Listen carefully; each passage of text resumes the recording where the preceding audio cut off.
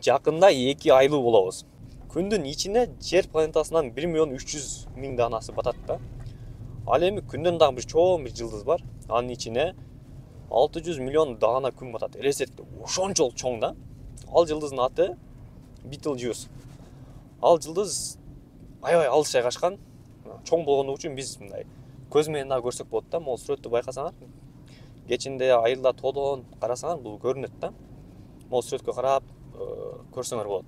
Ал жылдыздын шиши толду, жакында жарылат. Балким ал жарылган, балким азыр жарылып атат. Биз аны билбейбиз. Ал жылдыз ушунчалык алыс, анын жарыгы бизге 640 жылда гана келет. Мурунку видеодо күндү биз 8 мүнөт мурунку абалын көрөбүз дегендей эле, биз дагы ал жылдыздын 640 жыл мурунку абалын көрөбүз да. Эгер ал жылдыз 600 жыл мурун жарылган болсо, биз аны 40 жылдан кийин көрөбүз да.